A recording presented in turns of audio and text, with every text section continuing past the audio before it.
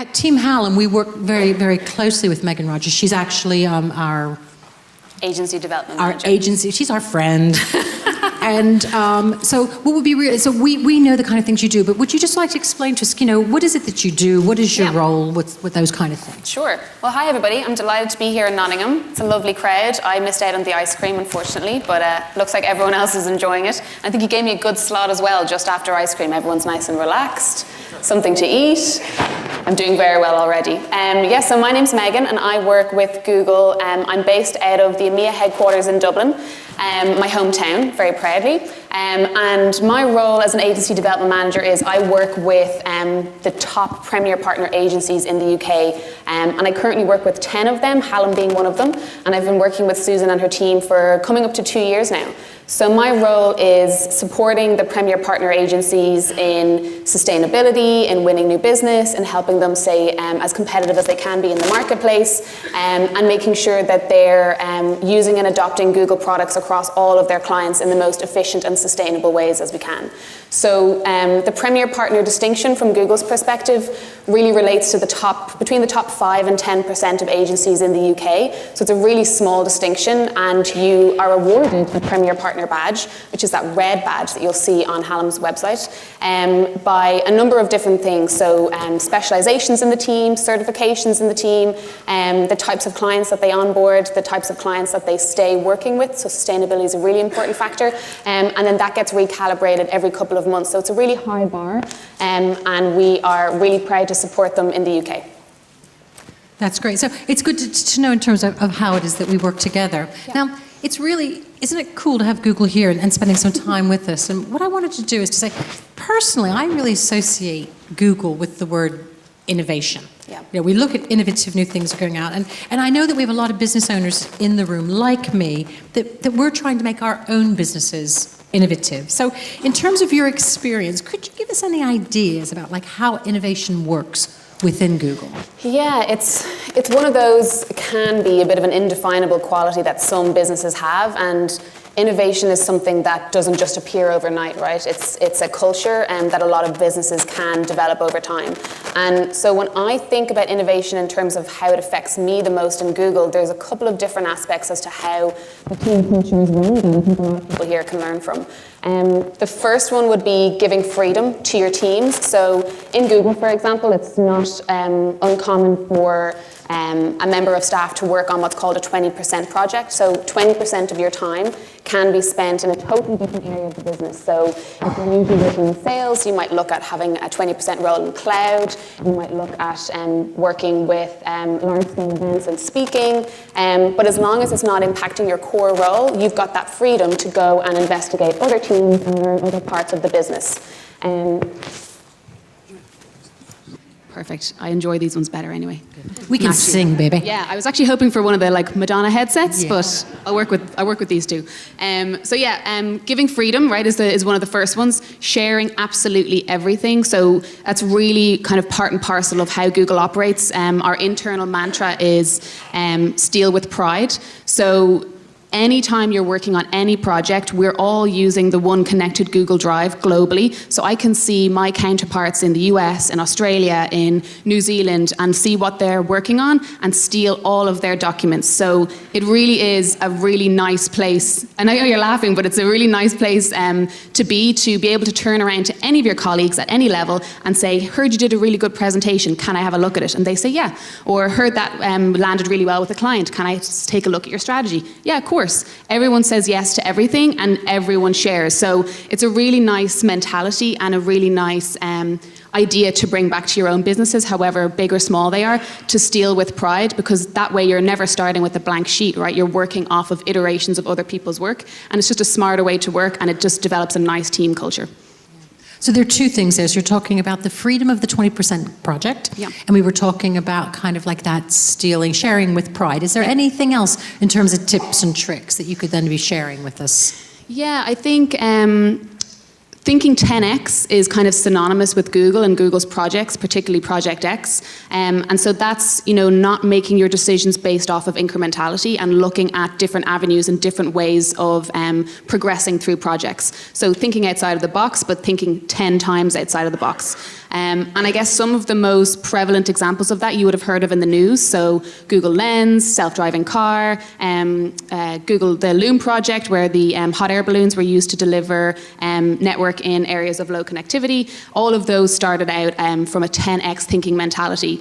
And I can see a couple of faces. I'm by no means thinking that businesses here have the same budgets and workforce to be working on those big projects. But something simple and a kind of trick that we use internally that anyone can use is to ask, when you're doing your next brainstorm, whether it's for the strategy of the business or working with the next client, is to put all your laptops and pens and paper away and just start snowballing ideas. And everyone has to answer that idea with yes and. So there's no room for negativity. Whatever anyone says, you have to build on it in a positive way. And you'll be really surprised what kind of ideas come through. And then the stickiest ideas are the ones that everyone kind of gets the most excited about. It's just a small trick to kind of change your way of thinking, and anyone can do that in any business. It's really interesting, the whole yes and way of thinking. Yeah. But can you tell me a little bit more? What's the benefit of putting the technology away? So I think so many of us are so dependent on our phones and our laptops, we really kind of don't allow ourselves the time to think creatively and also to step away from the deadlines that we have and the timeframes that we're working to and the demands of the clients. So when we run, for example, specialized projects on YouTube or mobile, we kind of insist that our clients come into our office and we don't ask them too much about the clients they're working on. We give them the time and the space to look at the project at hand. So no one's allowed to check their phones, no one's allowed to check their emails, and we are very clear and upfront with them. For these 2 hours, you're just going to focus on this project. And so it just gets people out of their own way and makes them step outside of, the usual dependence you have. And it happens all the time when you're talking to someone now. How many of us are talking to a friend or a partner and they're checking their phone at the exact same time as you're making a really important declaration or you're talking about something that's really important to you, and it just rolls off our backs because that's just the way we're programmed now. So that's something that you can easily bring into any of your businesses. Just say, put the laptops away, put the phone away for the next 10, 15, 20 minutes, however long you have to dedicate to the project. We're only going to be focusing on the task at hand. It's really interesting. I was at a conference last week where we were talking about innovation, and there's a principle called the 4 C's. And 2 of the C's, one of them was collaboration, and one of the C's is concentration. In terms of working at Google, in terms of collaborating and then concentrating, how do you balance that? Yeah, it's a tough one. I think one of the things that you don't quite grasp until you start working in Google is how vast it is and how many different teams are focusing on different projects. So for me, for example, I'm working in the agency teams in the UK, so I'm dealing with agencies only in the UK. And like I said, one of the biggest benefits of working in a place like Google and the emphasis on collaboration is that I can call upon anyone in any territory who's got a focus on any different type of vertical or client.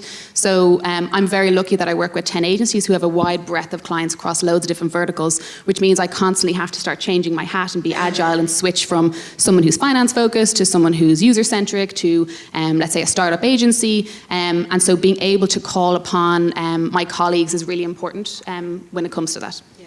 And in terms of concentration?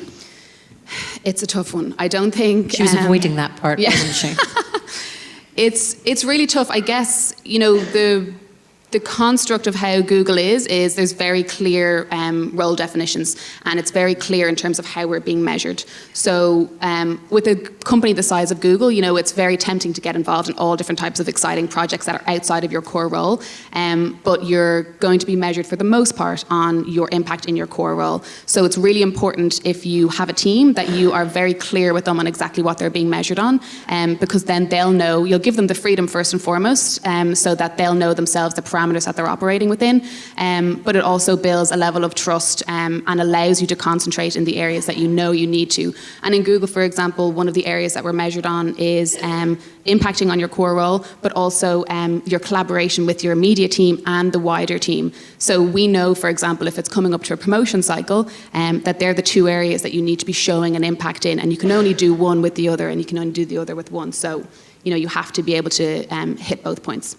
I don't know if you all would agree with me, but they're the kind of things that we can be taking away even in our own smaller businesses, looking at in terms of defining roles and ensuring people know exactly what's expected of them. And as you say, that kind of balance. Yeah, 100%. And I think, one of the other things to keep in mind is when you're looking at making decisions, whether that's with personnel or your clients, is to make those decisions based on data and not opinion. Because no matter what size of the business that you're dealing with, often the loudest voice gets to dictate the strategy, and you're not looking at the data, for example. And that's obviously one of the cornerstones of what Google brings to the agencies and the clients that they work with, is that deeper level of understanding of data. So if we were ignoring data, for example, we wouldn't know that let's talk about the finance vertical, for example. If you're looking at your audiences and understanding a little bit more about your audience, if you weren't focusing on the data, you wouldn't know that 25% of searches in the UK for student loans come from the 55-year age group and up. So if we weren't focusing on data, we would miss that nugget, we would miss that insight, and we would miss on that opportunity to better understand our audience. So that applies from a PPC perspective, or your search campaigns or your YouTube campaigns, but it also applies to how you run your business. So you should be looking at the data no matter what kind of field you're in, and making sure that that informs your decision making and not necessarily consensus. I think that's a really interesting kind of segue from the idea of innovation to then getting to know our customers better. And I think that's a really good example you've given of understanding our customers. What can we be using in terms of Google in terms of understanding our customers better? Yeah, it's probably, one of the main mission statements of Google is to help any user in any vertical, in any field, to understand their customers better and to leverage the data we have at hand. There's a number of different products available now that will help you understand your customer. So if we look at search, for example, in market for search, so if you are let's say you're in the home and garden vertical and you're selling barbecues, right? Because it's gorgeous weather in the UK and Ireland, thank God. And you're selling barbecues. You can gain more insights into your audience leveraging our tools and see that people who are in the market for barbecues are also in the market for garden furniture, for example. So we can add that layer on in terms of your audience targeting. And then also with affinity audiences, if you were a travel company and you were looking at luxury travel, we can show you that there's also a segment of your audience that has an affinity for golf, for example. So luxury travelers who also like golf. So every time we're learning about your audience, we're adding another layer and another layer and another layer of insight, again leveraging that data and making it easier for you to pinpoint exactly where you should be targeting in terms of your audience, and also hopefully reducing wastage then in terms of your bottom line and your budgets. As a quick reminder, everybody, we are going to be live blogging this conversation. I think it's my colleague Tom who might be live blogging, and we'll make sure to pick up on these concepts, because I think these might be new concepts to some of the people in the room in terms of the audiences. Sure. And we'll make sure that we're able to share with you what this means and how it can be used. Yeah. That's great. We're so glad to have you in Nottingham. I'm delighted to be here again. Can you let us know some cool stuff that's happening at Google right now? We won't tell anybody, will we? We promise. We'll keep it secret. This is the million-dollar question. I love the fact that my mum even asks me, what's going on? And she hasn't a clue what I do. Not at all. So I guess one of the things that people are the most excited for is Google attribution. So Google attribution is unfortunately delayed until 2019, and it's a hot topic for our agencies and our clients alike.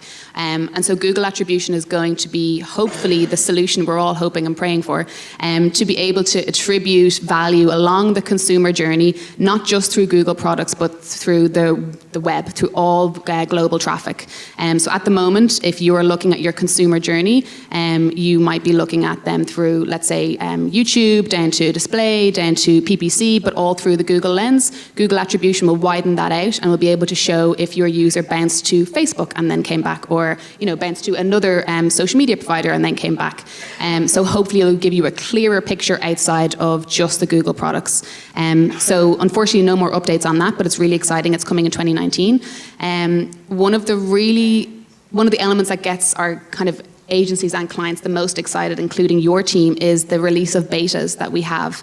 So with working with a premier partner agency like Hallam, you get access to the team, which is myself and Ross, my colleague, and we get access to Google betas. So they are advancements in existing Google products or brand new products that are coming to market. And they've gone through an alpha testing phase and they're now in a beta testing phase. So right before they go on general release, they're looking for active testers. So we, in collaboration with Hallam, then test it on their clients.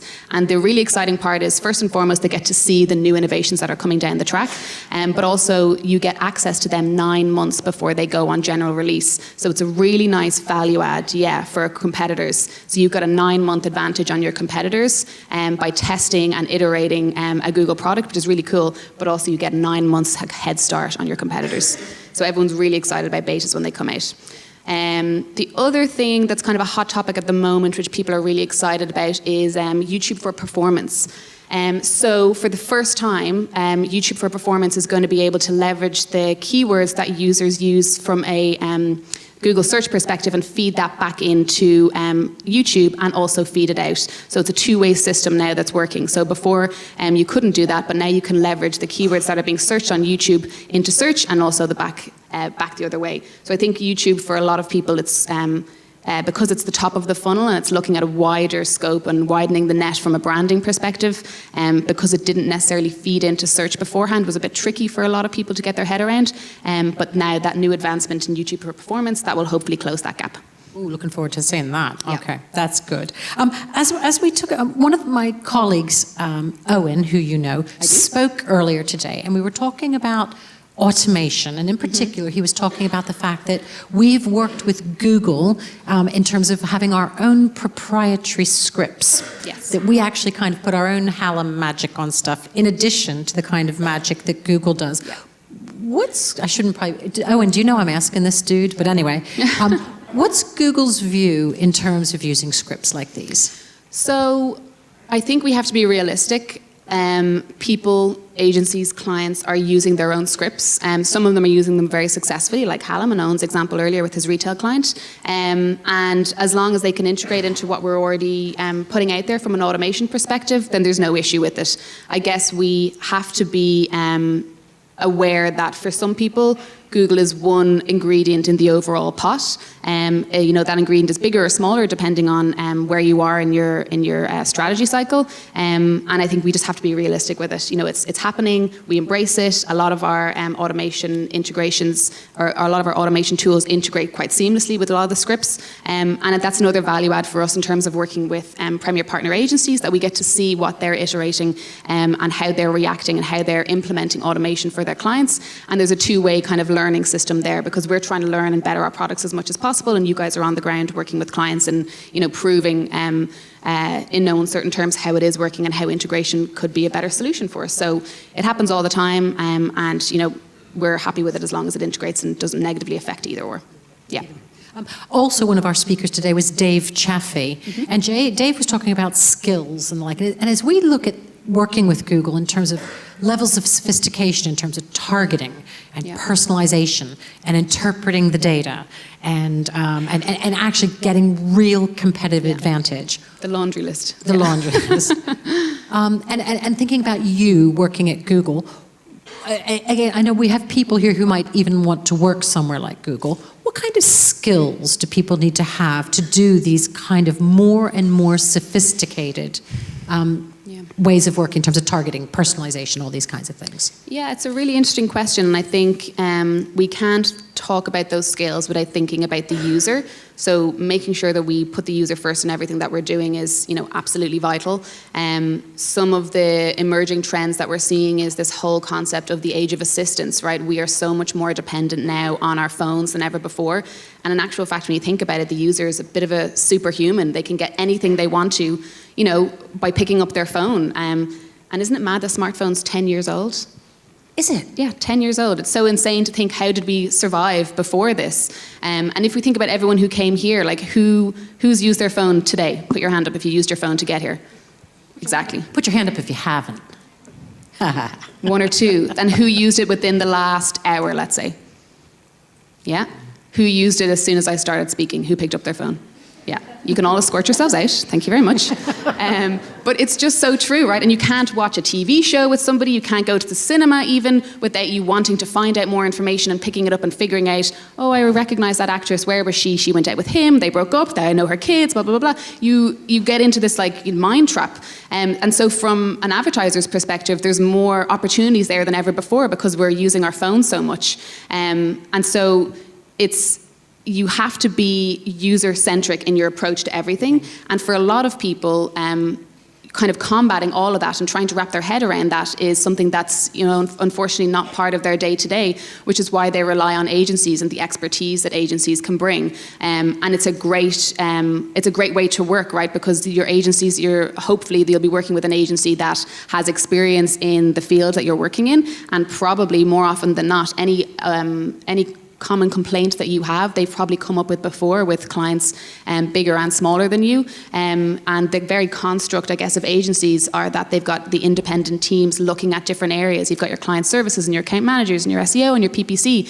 So for a lot of people, they want a one-stop shop from an agency, and they want to be able to go to them and develop that relationship and have long-term, like long-lasting, impactful strategies with those agencies. So a lot of what our work from a Google perspective with agencies in the UK is making sure that they're diversifying their product offering, because what we're seeing is the days of specialist agencies are really going, because users are so much more demanding and curious and impatient, and therefore the advertisers themselves are following suit and are doing the same.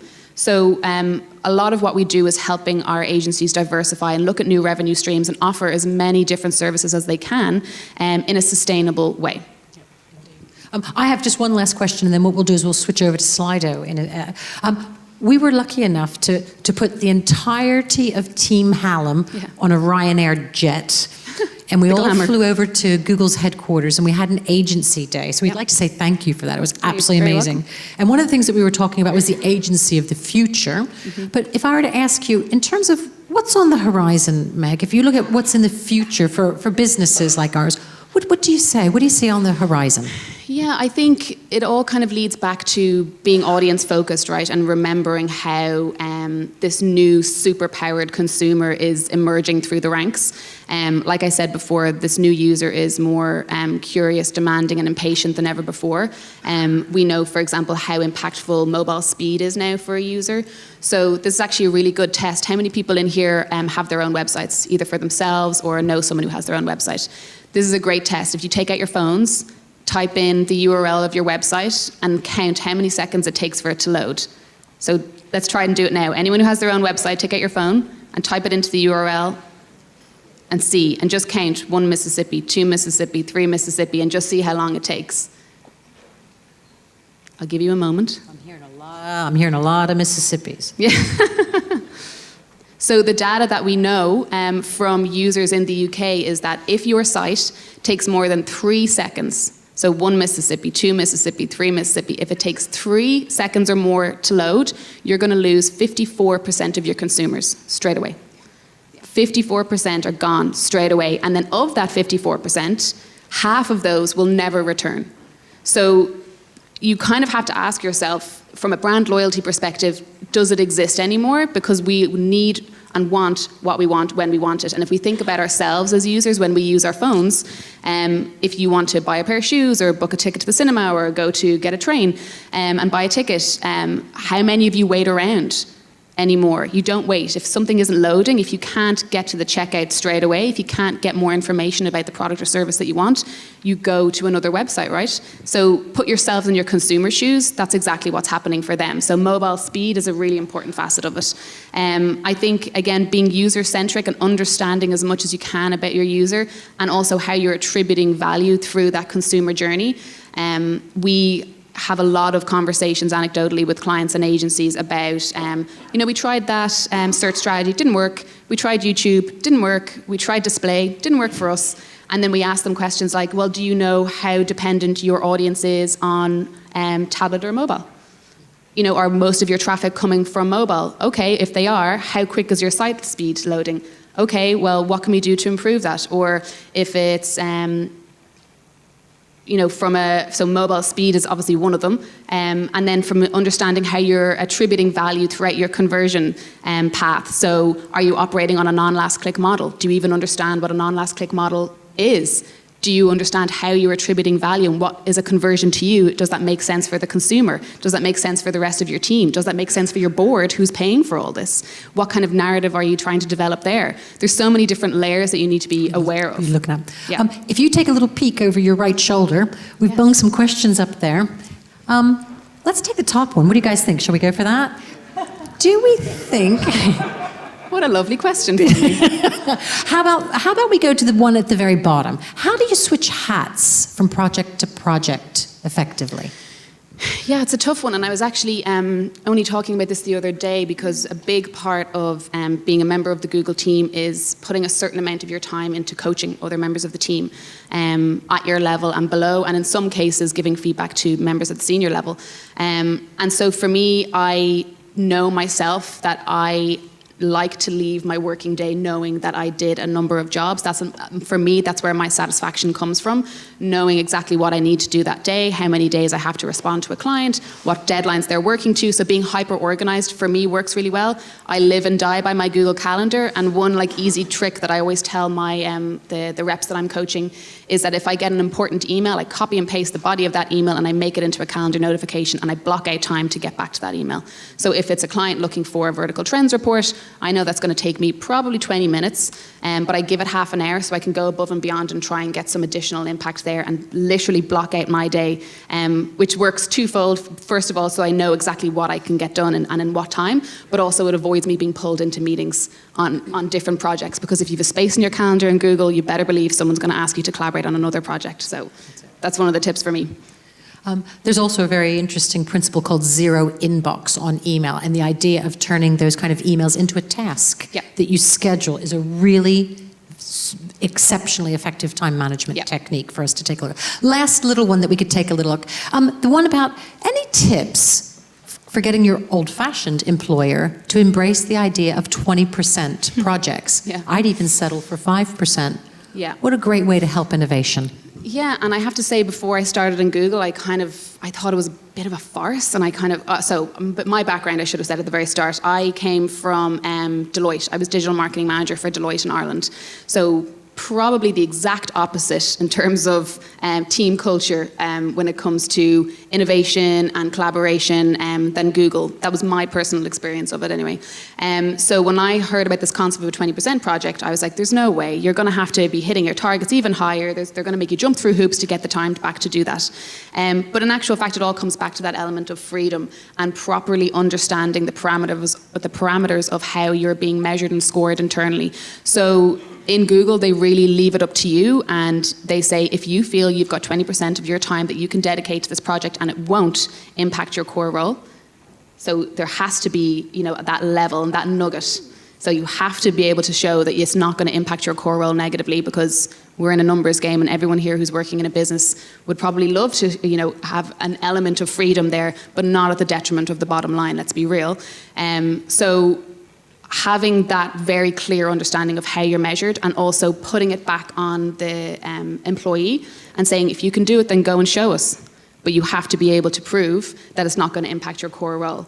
So maybe a 5% project is a nice way to show. Maybe you could start it off in a team scenario, for example, and show how as a team you could work together and collaborate as a 5% project, and all of you combined. If you're working, maybe they're your KPIs internally is working as a team. Maybe you could show as a team that it doesn't impact your core role, and then slowly build it up. But there is obviously a real kind of, I would say, cherry on top here is you have to be able to prove that it doesn't impact your core role. So I guess really, with a question like this, you still have to tick the 100%. Common sense boxes. Yeah. And that's good. Isn't that refreshing to hear from Google as well, that you still have to, Yeah, and look, my background is not in digital at all. I did an undergrad in events management. I went and did a degree in fashion journalism in London. So I lived in Epsom and then London for a time. I went to Dubai and did, I was a staff writer there for a fashion magazine. And while I was there, I did the web content and the social media content and learned everything on the job. Came back to Dublin, realised I could not get a paying journalist job for love nor money. So I had to switch and pivot my CV towards social media. So I started out in an agency, started as a social media manager, worked my way up to business development manager, was headhunted from Deloitte, and then from Deloitte was headhunted to Google. So I get a lot of questions about how did you make it at Google? What's the interview process like? What are the people around you like? What should I be doing, especially for grads and recent grads? And the number one takeaway I would say is learn as much as you can. It's the real world experience is going to stand to you. I have no degree in digital marketing. Everything I learned was on the job, and grafting really from a really low paid position in an agency to now working in Google and working with some of the best agencies in the UK. So there is no right or wrong way to go about it, but real world experience trumps everything else in my opinion. So I'm going to say that to the 2 students who are working with us at the moment. Graft is the way to go. That's it. Yeah. Hey, Meaghan. And actually, I want to say thank you to them for helping us stuff all the bags. Did you guys enjoy your swag bags? You've got my colleagues who've helped stuff all those. Hey, thank you ever so much for coming along and spending some time with us. It's a real pleasure. Do you guys want to join me in thanking Meg for her time with us? Thank you so much.